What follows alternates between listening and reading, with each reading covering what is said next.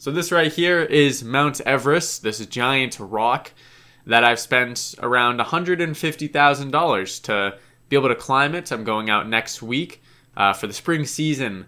So hopefully we'll be able to summit, but I'm doing a little video before that, kind of analyzing, breaking down what I actually spent the money on, how I was able to afford all of it, because I'm only 19, so, you know, I could have dollar cost averaged into the S&P 500, retired with the Corvette at the age of 60, but no, I spent it on to climb a mountain, so I'm going to explain how I did that, and of course why I'm doing it, because it probably sounds stupid to a lot of you, but you know, I'm going to break it down here. So first of all, we'll start off with the gear. We came around $20,000 with the gear, so you can't climb a mountain without getting some gear, obviously. So you kind of got to start there. We got a little ice axe here. That's not the ice axe I have. I have a black diamond one, probably like $120. Those will save you though. That $120 bill will save your life, so bam. So $20,000 worth of gear seems like a lot. Mountaineering is the most expensive sport on the planet. That isn't an exaggeration.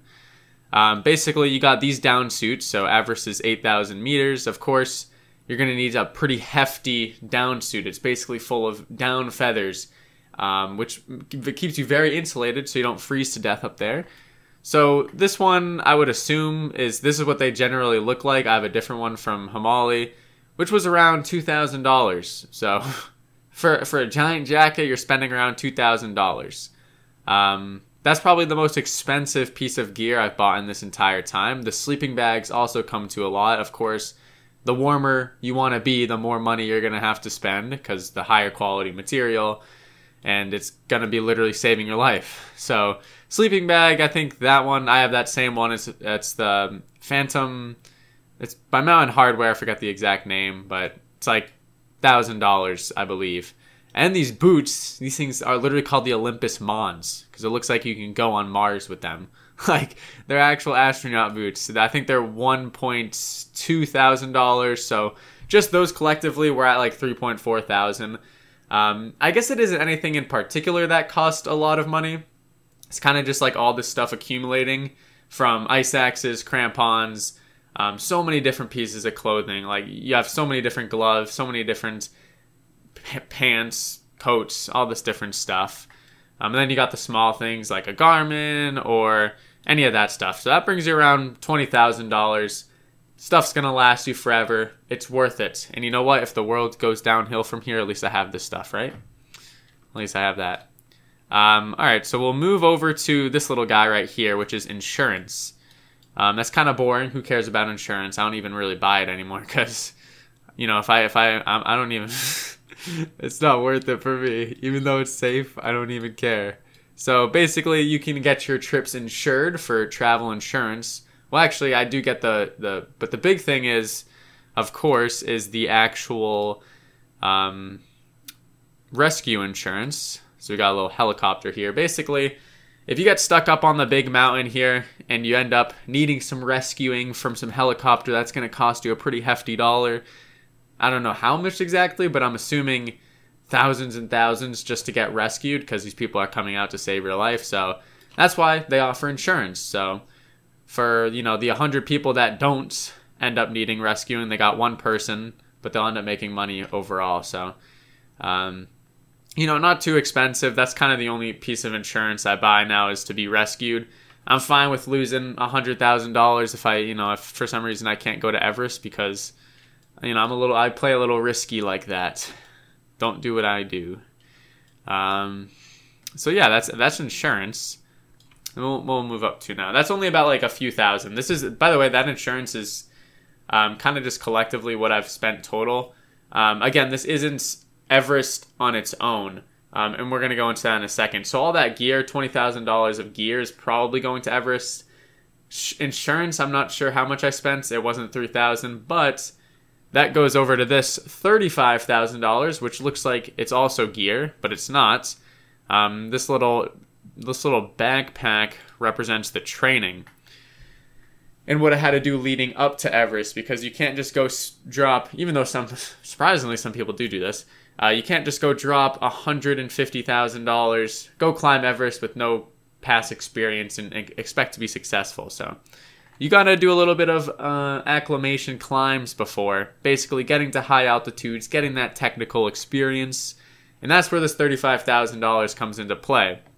So from the very beginning of 2023, I've done 3 different major climbs to prepare myself to climb Everest. None got over 8,000 meters, so I've never been in the death zone. But yeah, so this first one right here, you can see me standing in front of this kind of like giant little ice. It looks kind of like an iceberg, but it's basically the glacier on the mountain. That's Cayambe in Ecuador. So this Ecuador trip, we did a bunch of volcanoes, such as this one right here. Costed me around $7,000 for the climb, and then let's just throw another $1,000 for the flight. So that was like an $8,000 trip. I was able to get to some high altitude. That was the first actual mountaineering experience I've had. Now this bad boy right here is not the most expensive one actually here. This one was Denali in Alaska, America's tallest mountain.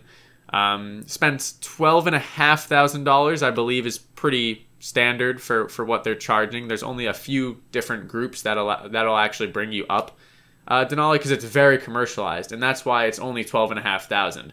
If they allowed commercialization, you'd be having people with, you know, hotels and everything, kind of like luxurious expeditions, which we'll go into a little bit once we get to the big boy here. But no, Denali, you're basically paying $12,500 and get your ass kicked. Honestly, it's so fun though. I want to go back one day because we didn't summit. So you pay a lot of money for that experience, but we didn't get the summit. It is what it is. You live and learn stuff, even though it was weather. But okay, this is Aconcagua right here. The general, which is South America's tallest mountain, the general price for Aconcagua is probably like, I mean, you could technically, for all these climbs, you could go way cheap, right? But I'm going with pretty good guiding companies because I don't want to die, first of all. And I want to like learn things. I want to go with experienced people because the main goal is Everest, right? So this Aconcagua one was actually $13,000. So that's the most expensive one here. So you have $8,000, about $12,000, and then $13,000, then the flights included. Just for these expeditions leading up to Everest, which would get me training and get me to a high enough altitude, be able to test my body, see how I perform. So that was a nice Aconcagua summit right there. We're in that picture. I still preferred Denali though, even though we didn't summit. But anyways, that's another story for a different day. So that is the gear, some insurance, and then expeditions leading up to it, because you need to do that. You need to include that a part of if you're looking to do Everest, you have to include that as a cost, is the expeditions leading up to it, or else you're basically throwing money out the window because you're not going to summit Everest, and I might not even with these preparations. But this right here, $1,500, is just some. I wanted to include this. Just I forget that I added that one. It's just a random picture of me after Denali. I was looking pretty in the trenches, as we say. But $1,500 just for like coaching, consulting, any lessons that I took. You know, I live near New Hampshire, so I took a few up there just to kind of get in the grind of everything. Because before I started training, which, you know, this was my first expedition right here, I literally started 2023, the very start. So I didn't know anything. I didn't know gear, what I needed to do. So I needed to get a coach. And then, yeah, that was probably like $1,500, everything included. So that's all stuff outside of climbing Everest. But of course, you have the actual Everest cost, which is what most people think of when they say, oh, how much does it cost to climb Everest? Most people will say $35,000 minimum. The usual price is $50,000, but this is also going up because the Nepalese government is increasing permit prices. I paid for my expedition before they actually increased the permit price. But basically, you can get on the higher ends, middle ends, and very lower ends, which is usually locally guided companies. But I went with a Western guided company, very trained professionals. I went on, you know, these 2 expeditions. I went on them. I knew the guides, and they give you what you need. So that's $90,000 right here. I'll kind of break that down right now and how you actually spend $90,000 to climb it. Fun. Okay, so of course, you just have like the tenting that, you know, they arrange the logistics. That's the main thing, is they do the logistics, set up the tents for you. Hopefully, you know, not like, I'm talking about like kitchen tents. I'm not sure exactly how the tent setup is going to be, but all that kind of stuff, like they'll take care of you as you go up the mountain. And then of course, food. Obviously, I'm going to probably bring 15-ish pounds of my own snacks, but it's just kind of low. I brought 15 on Denali, and I ended up starving at the end, but 15, something like that, of snacks, but they'll actually cook meals for you, which is another thing you're kind of paying for when you go with a company like this, is fresh food. I don't want like 5-star meals, and that's the good thing about the company I went with is, you know, they're giving you like what you need, but they're just so professional. They know what they're doing, so it's more of a safety thing. I don't want like a Luxpedition, which is what you see all these like $100,000 plus companies marketing, right? Is those like luxurious tents and everything. No, I'm pretty sure we just have normal tents with these guys, so they look like that. And then of course that bottle is just oxygen.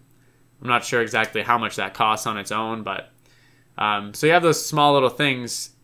$90,000 isn't the total cost though, so what I actually paid for to the company to arrange all the stuff, get the, you know, oxygen, arrange the Sherpas, porter systems, whatever has to go down, that was $75,000. That's also including the permit cost. $75,000 straight to them, and then I included another $15,000 for flights, tipping, because you have to tip the guides, the Sherpas, you know, the kitchen, who's making your food and everything. So that comes out around $90,000, just about. So yeah, that is quite a hefty sum of money to climb one rock, just get to this like little point right there. I mean, I guess, but you know, it's more than that. So how does a idiot like me out here get enough money to be able to climb Everest? Well, it's a Minecraft YouTube channel. I probably, and it's been like 4 years now since this channel I've been working on went viral, so you can kind of see like back in the day. 3 years ago was my first like actual big video, but I had been posting on YouTube for like 10 years up to that point. So if you're wondering, YouTube does, and it offers a pretty good opportunity for like any money making methods online is so awesome for, I actually like doing it first of all, but for climbing, because you can train you're working at home, so you can train to any schedule. That's the great thing about YouTube is, you know, I don't have to really answer to anybody. So I can train whenever.